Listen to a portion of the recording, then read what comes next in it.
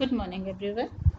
बच्चों, मैं श्रीमती ऋतु Arora class 11th की नागरिक शास्त्र की क्लास में आप सभी का स्वागत करती हूँ। पिछले 8 लेक्चर्स से हम लोग खंड क का नागरिक शास्त्र का 5वां अध्याय विधायिका लेजिस्लेचर का अध्ययन कर रहे हैं। हमने इसमें पढ़ा कि लोकसभा क्या है, राज्यसभा क्या है, संगठन क्या है, कार्य क्या है। आज हम लोग पढ़ेंगे संसद कानून कैसे बनाती है। संसद यानी विधायिका। हम लोग पढ़ चुके हैं सरकार के 3 अंग होते हैं, व्यवस्थापिका, कार्यपालिका, न्यायपालिका। व्यवस्थापिका का कार्य यानी विधायिका का कार्य है कानून बनाना, कार्यपालिका का कार्य है उन कानूनों को लागू करना, और न्यायपालिका का कार्य है जो उन कानूनों का पालन न करे उन्हें दंडित करना। तो आज हम पढ़ेंगे संसद का जो प्रमुख कार्य है कानून बनाना। तो संसद कानून कैसे बनाती है। भारतीय संसद का सबसे महत्वपूर्ण कार्य है बच्चों देश के लिए कानून बनाना। 3 सूचियां होती हैं, ये भी हम लोग पढ़ चुके हैं, संघ सूची, राज्य सूची और संवर्ती सूची। तो संघ सूची और संवर्ती सूची में कानून बनाने का अधिकार किसको है? विधायिका को है, संसद को है। संकट काल की स्थिति हो जाए तो राज्य सूची के विषय पर, जिसमें वैसे राज्य सरकार को अधिकार होता है, लेकिन अगर संकट काल हो जाए तो राज्य सरकार के सभी अधिकार समाप्त हो जाते हैं। तो संकट काल में राज्य सूची के विषयों पर भी कानून बनाने का अधिकार प्राप्त होता है। संविधान में कानून बनाने की 2 प्रक्रियाओं का उल्लेख किया गया, सामान्य प्रक्रिया और विशेष प्रक्रिया। जो धन विधेयक के अतिरिक्त अन्य सभी विधेयकों पर लागू होती है उसे सामान्य प्रक्रिया कहते हैं, और जो धन विधेयक पर लागू होती है उसे हम विशेष प्रक्रिया कहते हैं। कानून बनाने की इन प्रक्रियाओं को समझने से पूर्व विधेयक कितने प्रकार के होते हैं पहले ये जान लिया जाए। साधारण विधेयकों को हम प्रमुख रूप से 2 भागों में विभक्त कर सकते हैं। एक साधारण विधेयक जिसमें सरकारी विधेयक और निजी विधेयक आते हैं, दूसरे विशेष विधेयक जिसमें धन विधेयक और संविधान संशोधन विधेयक आते हैं। तो पहले हम लोग पढ़ेंगे साधारण विधेयक के बारे में, तब हम लोग पढ़ेंगे धन विधेयक के बारे में या विशेष विधेयक के बारे में। तो साधारण विधेयकों को पारित करने की प्रक्रिया। साधारण विधेयक किसी भी सदन में प्रस्तुत किए जा सकते हैं। ये विधेयक मंत्रियों द्वारा भी सदन में प्रस्तुत किए जा सकते हैं तथा सांसदों द्वारा भी प्रस्तुत किए जा सकते हैं। जिन विधेयकों को मंत्री परिषद की ओर से प्रस्तुत किया जाता है उनके लिए पहले नोटिस देने की आवश्यकता नहीं होती। ये सीधे सरकारी गजट में प्रकाशन हेतु पेश कर दिए जाते हैं। किंतु यदि कोई अन्य सदस्य या सांसद विधेयक प्रस्तुत करना चाहे तो वो भी बच्चों कर सकता है, लेकिन उसे 1 महीने की नोटिस देना आवश्यक होता है। इस नोटिस के साथ विधेयक की एक प्रति और विधेयक के उद्देश्यों का भी विवरण देना होता है। किसी भी विधेयक को पारित होने के लिए कुछ अवस्थाओं से होकर के गुजरना पड़ता है, जिसे हम वाचन कहते हैं। प्रमुख रूप से 3-4 वाचन होते हैं। 3 वाचन प्रमुख है, प्रथम वाचन, द्वितीय वाचन, तृतीय वाचन। उसके बीच कुछ अवस्थाएं होती हैं, जैसे समिति अवस्था, रिपोर्ट अवस्था, और सबसे लास्ट होता है राष्ट्रपति की स्वीकृति। तो प्रथम वाचन, सबसे पहला वाचन, सदन की कार्रवाई को ध्यान में रखते हुए अध्यक्ष विधेयक को सदन में प्रस्तुत करने के लिए एक निश्चित तिथि कर देता है। निश्चित तिथि को प्रस्तावक अध्यक्ष की अनुमति लेकर के विधेयक को सदन के समक्ष पढ़ता है। यह प्रथम वाचन कहलाता है। इस वाचन में प्रस्तावक केवल विधेयक का शीर्षक ही सदन में पढ़ कर के सुनाता है। ध्यान दीजिए बच्चों, केवल सदन के अंतर्गत केवल विधेयक का शीर्षक ही सदन के सम्मुख पढ़ करके, सदन के समक्ष पढ़ करके सुनाता है। यदि इस वाचन से पूर्व विधेयक का सरकारी गजट में प्रकाशन न हो चुका हो तो प्रथम वाचन के बाद उसे गजट में प्रकाशित कर दिया जाता है। यह प्रथम वाचन कहलाता है। इसके बाद आता है द्वितीय वाचन, यानी पहली स्थिति पार हुई, अब हम दूसरी सीढ़ी में चढ़ते हैं, द्वितीय वाचन में आते हैं। प्रथम वाचन के पश्चात पुनः एक निश्चित तिथि हमें मिलती है। उस निश्चित तिथि को विधेयक का द्वितीय वाचन होता है। डेट फिक्स है बच्चों, निश्चित तिथि है। इस वाचन में प्रस्तावक यह निश्चित करता है कि विधेयक को प्रवर समिति के विचारार्थ सौंप दिया जाए या जनमत जानने के लिए उसे जनता के सम्मुख रखा जाए या तत्काल ही सदन में उस पर विचार किया जाए।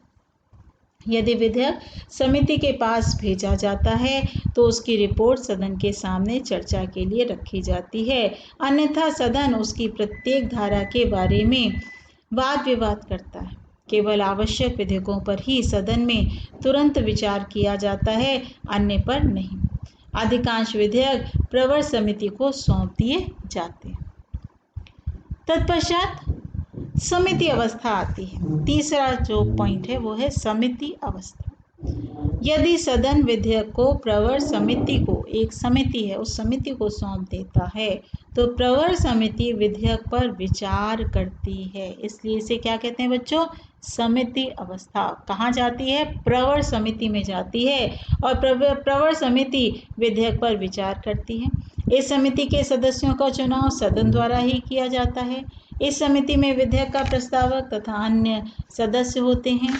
यदि सदन का उपाध्यक्ष भी समिति का सदस्य होता है तो वही उसके अध्यक्ष का कार्य करता है, किंतु यदि वह समिति का सदस्य नहीं है तो सदन का अध्यक्ष बहुमत दल के किसी सदस्य को समिति का अध्यक्ष नियुक्त कर देता है। विधेयक का संबंध जिस मंत्री के विभाग से होता है उसे अवश्य ही प्रवर समिति के सदस्य के रूप में लिया जाता है, क्योंकि वही मंत्री तो बच्चों समस्या का समाधान करेगा। प्रवर समिति विधेयक की प्रत्येक धारा पर पूर्ण रूप से विचार करती है। विधेयक के गुण दोष का अध्ययन किया जाता है। विचार विमर्श के पश्चात समिति विधेयक के संबंध में अपनी रिपोर्ट तैयार करती है। यदि विधेयक के संबंध में समिति के सदस्यों में एक मत न हो तो बहुमत की रिपोर्ट के साथ अल्पमत की रिपोर्ट भी तैयार की जाती है और वह रिपोर्ट सदन के सम्मुख प्रस्तुत की जाती है। इस रिपोर्ट पर समिति के अध्यक्ष के हस्ताक्षर होते हैं। फिर चौथी अवस्था आती है, जो प्रवर समिति ने जो भी निर्णय लिया उसकी रिपोर्ट तैयार की जाती है, तो उसे हम रिपोर्ट अवस्था कहते हैं। तो प्रवर समिति की रिपोर्ट को गजट में, एक जो डॉक्यूमेंट होता है उस गजट में प्रकाशित करा दिया जाता है और उसकी प्रतियां सदन के सभी सदस्यों को अलग अलग पृथक पृथक दे दी जाती हैं। सभी सदस्यों में उसकी प्रतियां वितरित कर दी जाती हैं। प्रवर समिति की रिपोर्ट आने पर विधेयक का प्रस्तावक इनमें से एक प्रस्ताव सदन के सम्मुख प्रस्तुत करता है कि समिति की रिपोर्ट को ध्यान में रखते हुए अब सदन विधेयक पर विचार करे या विधेयक को पुनः प्रवर समिति के सम्मुख विचारार्थ भेज दिया जाए या विधेयक को जनमत जानने के लिए प्रस्तावित किया जाए। यदि प्रवर समिति द्वारा प्रस्तुत विधेयक पर सदन विचार विमर्श की अनुमति देता है तो विधेयक की एक एक धारा और खंड पर सदन में विचार विनिमय होता है। प्रत्येक संशोधन पर बहस होती है, उस पर मत लिए जाते हैं। यदि संशोधन बहुमत द्वारा स्वीकार कर लिए जाते हैं तो वे विधेयक का अंग बन जाते हैं। इस अवस्था में विधेयक की एक एक धारा को स्वीकार अथवा अस्वीकार किया जाता है। अब आता है तृतीय वाचन। जैसे मैंने पहले भी कहा था कि 3 प्रमुख वाचन होते हैं, first stage, second stage, third stage. इस अवस्था में एक बार और सदन को यह अवसर प्राप्त होता है कि वह विधेयक के बारे में चर्चा कर सके। यह वाचन औपचारिक होता है। इस अवस्था में विधेयक में कोई महत्वपूर्ण संशोधन नहीं किए जाते। केवल विधेयक की भाषा एवं शब्दावली में सुधार करने के लिए कुछ संशोधन रखे जा सकते हैं। इस वाचन में विधेयक के पक्ष विपक्ष पर में भी भाषण दिए जा सकते हैं। अंत में विधेयक पर मतदान होता है। यदि विधेयक के पक्ष में बहुमत होता है तो विधेयक उस सदन में पारित समझा जाता है। उस विधेयक पर अध्यक्ष के हस्ताक्षर होने के पश्चात वह विधेयक विचार के लिए दूसरे सदन में भेज दिया जाता है। अब आएगा विधेयक दूसरे सदन में। दूसरे सदन में विचार के लिए भेज दिया गया तो विधेयक दूसरे सदन में। उपयुक्त अवस्थाओं से गुजरने के बाद विधेयक दूसरे सदन में भेजा जाता है। दूसरे सदन में भी उक्त प्रक्रियाओं को, जो पहले हो चुकी हैं सभी प्रक्रियाओं को दोबारा दोहराया जाता है, दोबारा उसको रखा जाता है, फिर उस पर वाद विवाद होता है, फिर संशोधन होता है। यदि दूसरे सदन द्वारा भी विधेयक को उसी रूप में पारित कर दिया जाता है जिस रूप में वह प्रथम सदन से पारित होकर के आया है, तो उसे राष्ट्रपति के पास हस्ताक्षर के लिए भेज दिया जाता है।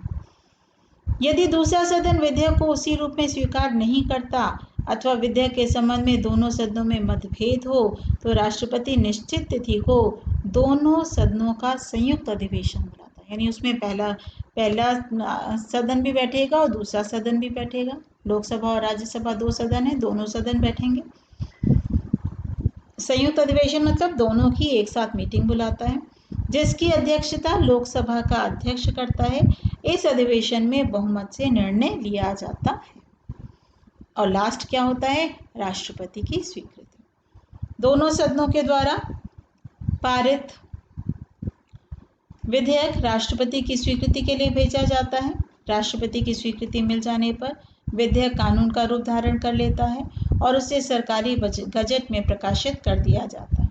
राष्ट्रपति को यह अधिकार है कि वह विधेयक को पुनर्विचार के लिए संसद को लौटा दे, किंतु पुनर्विचार के पश्चात संसद द्वारा भेजे गए विधेयक पर राष्ट्रपति के हस्ताक्षर करना अनिवार्य होता है।